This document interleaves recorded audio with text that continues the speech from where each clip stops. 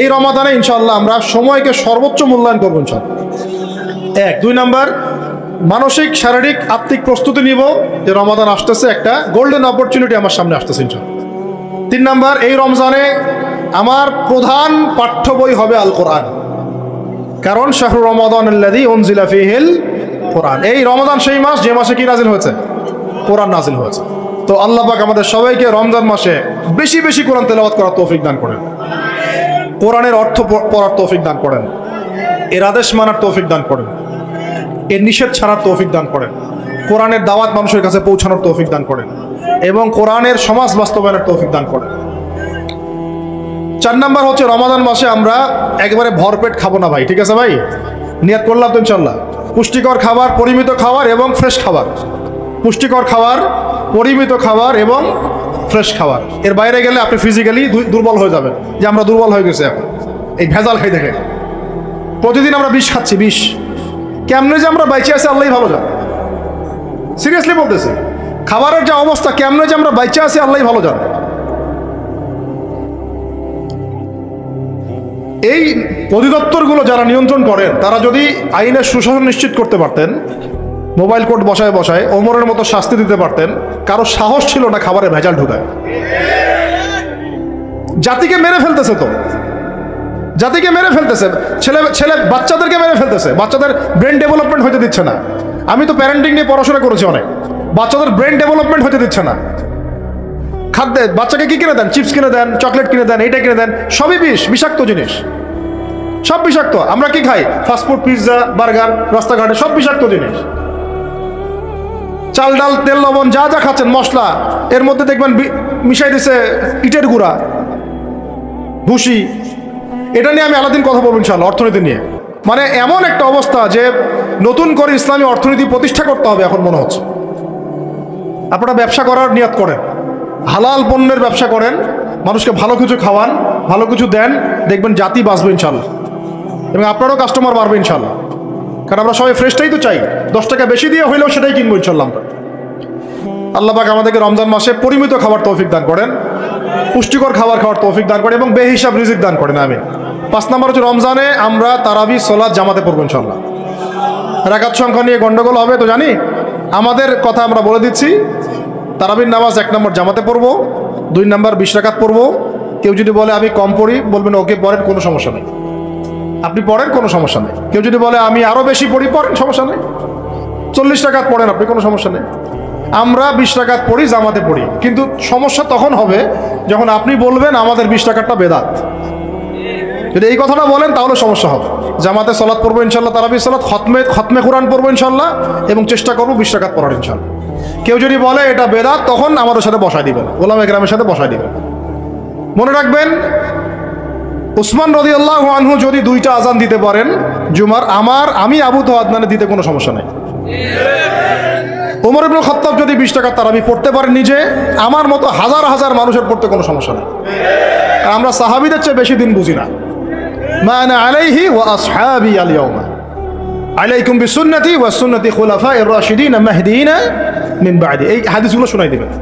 আল্লাহর রাসূলের সুন্নাহও যেমন আমরা ফলো করব, সাহাবীদের সুন্নাতও ফলো করতে হবে। আপনারা বোঝা যাচ্ছে কি? সাহাবীরা হচ্ছে মানদণ্ড আমাদেরকে, নবীকে পাওয়ার মানদণ্ড কারা? সাহাবীরা। সোজা কথা, এটা নিয়ে তো বাহাসের কিছু নাই। সাহাবীদেরকে বাদ দিয়ে আপনি নবীকে মানতে পারবেন কিভাবে? বলেন কথা।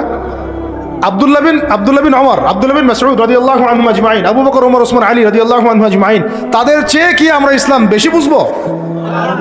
কখনো এটা সম্ভব? তাদের মধ্য দিয়ে আমরা নবী সাল্লাল্লাহু আলাইহি ওয়াসাল্লামকে অনুসরণ করব, বাস, সিম্পল। এটা হলো খায়রুল কুরুন। আল্লাহ পাক আমাদেরকে কথাগুলা দিলের কান দিয়ে বোঝার তৌফিক দান করে।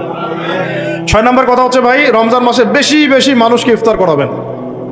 রাজি আছেন তো ইনশাআল্লাহ? 7 নম্বর, রমজান মাসে সমস্ত ফরজিয়াত আদায় করব, স্পেশালি নামাজের সাথে যাকাত।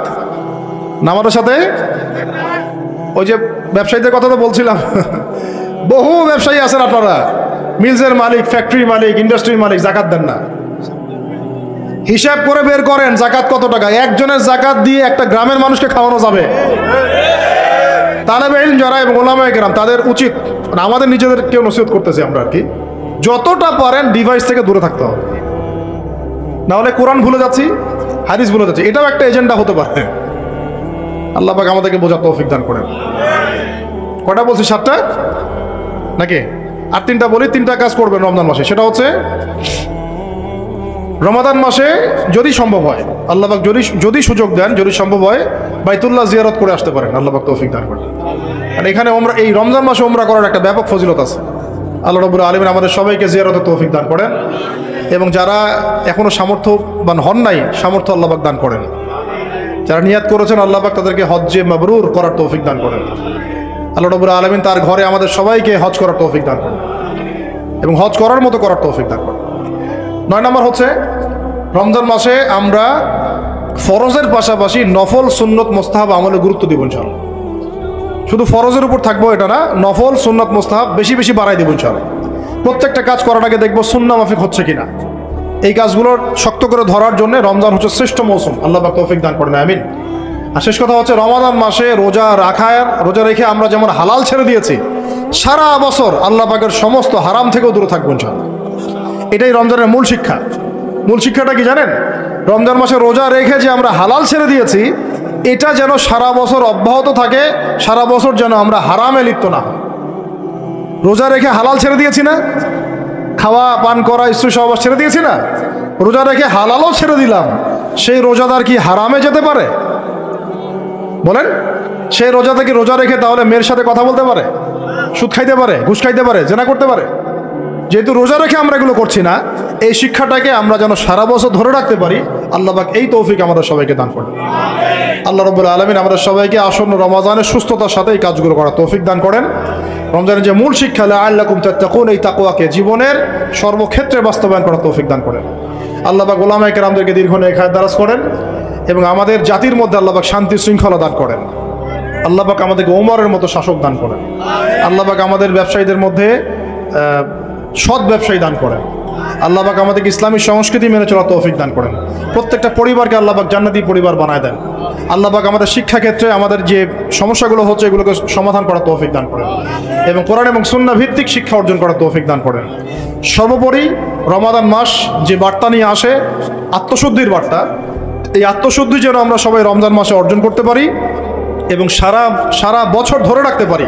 আল্লাহ পাক সেই তৌফিক আমাদের সবাইকে দান করেন, আমিন। আল্লাহ পাক আমাদের সবাইকে এই রমাজানে পরিশুদ্ধি অর্জন করার তৌফিক দান করেন।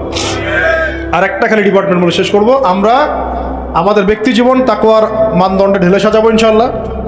আমাদের ইবাদত বন্দেগী ঢেলে সাজাবো ইনশাআল্লাহ। আমাদের অর্থনীতি, পরিবার ঢেলে সাজাবো, সংস্কৃতি ঢেলে সাজাবো। আর সংস্কৃতির মধ্যে আমরা নবীর সুন্নতের বাইরে যাব না ইনশাআল্লাহ। এবং পশ্চিমাদের, ইহুদিদের, মুশরিকদের কোনো সুন্নতের উপর আমল করবো না ইনশাআল্লাহ। তাহলে ঘরে ঘরে কি এখন গান বাজনা বাজবে? না বন্ধ করবেন? তারপরে ঘরে ঘরে কি স্টার জলসা জি বাংলা আরো বাড়বে? আমাদের মা বোনদেরকে বুঝাবেন, মাঝে মাঝে কঠোর হবেন। পুরুষ যদি হয়ে থাকেন, একটা ধমক লাগাই দিবেন যে দ্বিতীয়বার যেন কথা বলতে না হয়। পুরুষের মতো পুরুষ হয়ে বাঁচেন। বিশ্বাস করেন, এখন কোনো কোনো ক্ষেত্রে ছেলেদের আচরণ দেখলে মনে হয় যে তারা মেয়ে হয়ে গেছে, আর মেয়েদের আচরণ দেখলে মনে হয় ওরাই ছেলে মনে হয়। ওদের কথার ভয়েস, গলার ভয়েস, চলার ধরন, দাপট সব ছেলেদের মতো। আর ছেলেটা কি করে জানেন? ফেসবুকে বসে মেয়েদের মতো চুলাচুলি করে, কামড়াকামড়ি করে, কমেন্টে বসে বসে। মাঠে এসে লড়তে পারে না, কিন্তু মাঠে লড়তে পারবে না, সামনাসামনি আসতে পারবে না। ও ফেসবুকে শেষ, ওইখানে একেবারে গালিগালাজ করে ধুয়ে রেখে দিতে চাই। ওই কথাটাই সামনাসামনি বলার মতো বুকের পাঠা নাই। কিন্তু কথা বুঝতে পারছেন? আমাদের ছেলেদের গায়রত, ব্যক্তিত্ব ছেলেদের মতো হওয়া উচিত। পরিবারটা আমরা কন্ট্রোল করবো তো ইনশাআল্লাহ। আমার মেয়ে, আমরা বেঁচে থাকতে আমাদের মেয়েরা বেপর্দা বাইরে যাবে না ইনশাআল্লাহ। আমরা বেঁচে থাকতে আমাদের স্ত্রীরা বাইরে বেপর্দা যাবে না ইনশাআল্লাহ। পারা যাবে না ইনশাআল্লাহ। আর মা এবং বাবাদের প্রতি কঠোর হওয়া যাবে না। অনেক পরিবারে মা বাবা কথা শোনে না, আমরা জানি। তখন তাদেরকে বোঝাতে হবে, দাওয়াত দিতে হবে। তাদেরকে তো আপনি শাসন করতে পারবেন না, পারবেন? শাসন করতে পারবেন না, বুঝাবেন। সবশেষ কথা হচ্ছে, এই রমাদান আমাদেরকে শিক্ষা দিবে যাতে আমরা ওই তাকওয়া আমাদের রাজনৈতিক জীবনেও বাস্তবায়ন করি।